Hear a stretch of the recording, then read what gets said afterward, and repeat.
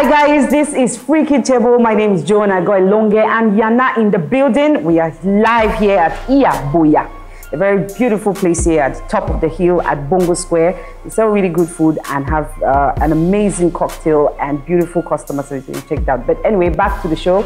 This is the show where we bring social media to television, and we have amazing topics to talk about, from University of Boya's lack of student social culture to saving Bango, whether there is any possibility it's going to save the Cameroon film industry. We'll be right back. Fri.PM is brought to you by Nikki Hit Beauty Studio, Mountain Anten Koto, Buna Musa di Douala, and Prime 22 Bar and Restaurant, Bokwango, Boya. We're still here live at Fri.PM. I have Yana and Elonge in the building. And so now we're going to be heading straight to the topic of the day. I mean, this has been like on social media forever. For 2 days straight, somebody has been dragged, pulled from left and right just because of what she said on a national TV station in Nigeria. Tabitha Helen, a.k.a. Bootylicious, a Cameroonian media personality, was on set of Today on STV, that's Silverbird Television in Lagos, with Sade Ladipo and Whitney Okolo. Those are two hosts on the show where she was asked, does Cameroon have an entertainment industry? Here's what she said. How are you doing, Tabitha? I'm all right. Are you good? I'm awesome. Okay. I got into the industry as a fashionista. I could style people for events and stuff like that, some celebrities, because I had the opportunity to school with most of the celebrities who have in Cameroon. Is there an entertainment industry there? There is an entertainment industry in Cameroon. People don't know about it. We call it, it's a baby industry. It's still growing, just like Nigeria. 1 month old. So we've watched the video, what she said, and everything else. So I have to ask my guys here. Yana, what was your first reaction when you saw that video? Very, very stupid question, first of all, because you cannot be in media, so-called journalist or entertainer, even in media, and then you go in for an interview and you don't do your homework. That's like the basis of every before conducting an interview. You do your homework, you do background checks and all of that, but you did not do your homework, and then you come asking somebody if they have an entertainment industry. I think the point is about Cameroon's entertainment industry's obscurity. Yes. And that it is not the interviewer that would necessarily bring Cameroon's entertainment industry out of obscurity. So is it then not a valid question to ask if she did not know before that? But no, the thing is, I think should have weighed it on the fact that maybe about the growth of the industry. That's the way to frame the question, because obviously it's there. Yeah. It's naturally there. But then what about, the question should be about the growth of the industry. And I also think the Bootylicious girl, man, like, how do you even start answering that kind of question? I think that she was being told she was just she actually validated. Yeah, she actually validated the point about the industry. Yeah, so it's true. You know, I feel like she's doing us. She's been done a favor and giving a platform to expose Cameroonian entertainment industry. It was an incredibly stupid response. Yes, very, very. She would have, done better. And for someone like Bootylicious, whom, she's been a cultural rep in some form. Okay. I was really shocked, but if you give your name Bootylicious, what do you expect? We know what you think with. Yeah.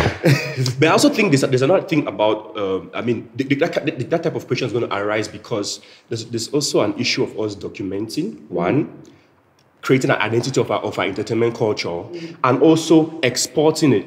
So that whole process is actually not there. So you can also now start seeing why people are going to question whether we do have one or not. I'm still on the fact that why was Bootylicious on that show again?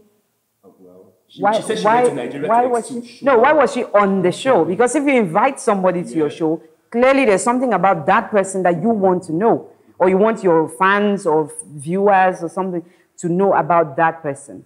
For you to ask somebody that, do you have an entertainment industry? And she just explained to you that she moved from being a fashion stylist to media in the Cameroon entertainment industry. And then you go and still ask the person, do you still have an... And when she said it was a baby industry, the girl said, is it 1 month old? Which I don't think... Joan, I think it's a condensation of Nigerians. Journalists do not generally 1 month old things. This general condensation from Nigerians in terms of when they're talking about other countries is akin to the way Americans also approach world culture and world affairs too. They feel like there's this sense of superiority that they're just sucked up in. I think they're too sucked up in themselves. Yeah. That's why she's going to ask that kind of question, and then when they give a response, she gives a very sarcastic follow-up question, which was very unnecessary. I think that it opens up the discussion to the place of the Cameroon entertainment industry and whether we are really that invisible. And why we are. To a country which is just one. No, I mean, like I said, it's about documenting. And I think that Africa generally has suffered relative obscurity. And it's just now, with countries like South Africa, Nigeria, all of that, getting with digitalization, getting on the world stage. And Cameroon is in a catching up syndrome. Its industry, it's catching up with the rest of the world. You see it, and the problem is with the fact that not that we don't have an industry, but it is what Yana first of all said, is the exportation of culture, because that's content, that's culture that you are exporting. Now, if you produce content and you do not export out to the rest of the world in a global village as we have now, then of course people would not know about your cultural productions. But also, if you look at the bigger debate, that you have countries like Nigeria, South Africa, and all of these other countries who, because of the way they've used the tools that are available to them, have been able to draw global entertainment brands. Look at whether it's Netflix. Now, getting into Nigeria. If you take French Vivendi's Canal Plus, TV. You have multi-choice. Also, and you can, in terms of streaming, in terms of investment, in terms of the numbers of production that Nigerian firms and movie firms are able to produce now because of this investment. Then you have the other aspect of collaborations. That because we do not export our culture and our entertainment work, that collaboration is not there. And collaboration with global icons have been one of the key means. Why keeping our originality has been one of the key means in which we can actually showcase our industry. When you look at Shatta Wale and Beyonce, you take Drake and Wizkid, and then you look at the buzz and Chris. But I think that one of the just to agree to what you're saying, I think one of our major problems is that our entertainers haven't yet seen themselves like an icon. You understand? To pursue tourism. Yes, ambassadors for the culture. You understand? I think they haven't seen that. And just because they haven't seen that, it also says a lot about their branding, which means they don't brand themselves properly. They don't see the bigger picture of it. They are more about, who gets the glory than taking the culture forward. Because you find things. They're not doing it for the culture. They're not doing it for the culture, as TC Pachak said, to put it, they're not doing it for the culture. The thing is, you see that there's no proper structure in our entertainment industry, because entertainment is not just film as we know it. It's theater, it's media, it's music, it's all of those things. And then we have just a small sector of it which is projecting our entertainment culture, and then they aren't doing that well. I mean, clear example. Elonge had corrected the CFI on the grammatical error, Kamif rather, on about countless times, and they haven't made any effort to correct that. And that's supposed to be a platform that projects, and where it's a gateway. It's a gateway to our industry. And you go there and you see a grammatical error. In grammatical error. And then you expect people to respect that. No, nobody's going to respect that. And this is supposed to be an international film festival, for example. And you see, these are the small things that really just make you lose faith in the industry. So I don't know for sure, but I also want to look at the place of how the lack of resources has crippled us, and investment. But do you think that's like a redundant excuse? Because everybody keeps using that, the government, the policies, the these. Yeah, because you need an enabling environment. For example, the level of censorship that you would find, the type of content that will be culturally representative is something that the BI regime might not take. For example, you want to do something on the Anglophone crisis, which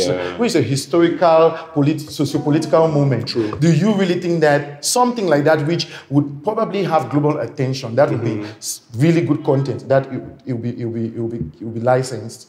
No, I don't think so. So you need the enabling environment to have this because just to add to what Elonge is saying, you also culture, entertainment and culture has to be built on the context of the country. Yes. The Nigerian context is very different from the Cameroonian context, and we are making a conscious effort of copying what they are doing. So we are repeatedly failing at matching the standards And or that's the bettering problem them. of not exporting your culture. Yeah. When you do not export culture, you domesticate foreign cultures. Exactly. You see, and when you domesticate foreign culture, it leads to some form of dependency syndrome. Yeah. A reliance on foreign.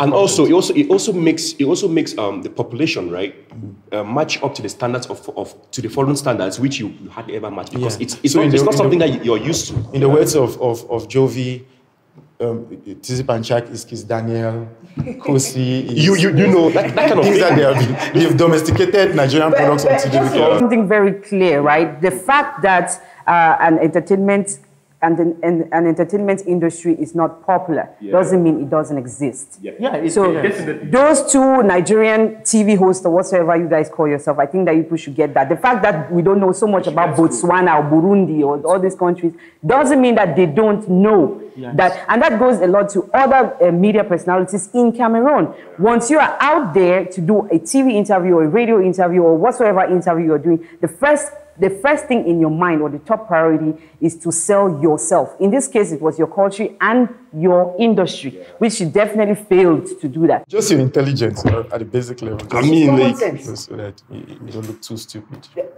Stupidity is fine. It was on display. Frikitable is brought to you by Nikki Hit Beauty Studio, Mountain Anten Koto, Buna Musa di Douala, and Prime22 Bar and Restaurant, Bukwango, Booyah. All right, guys. So, well, we hope that Tabitha has learned her lesson, and those two journalists there should do more research on Cameroon entertainment industry, because it does exist, and it's not a baby industry; it is a growing one. So just get that right there. Anyway, so we're going to be moving forward. We have Cameroon hip-hop representation on the international scenery. Can rap fetch us another international recognition? We'll be right back.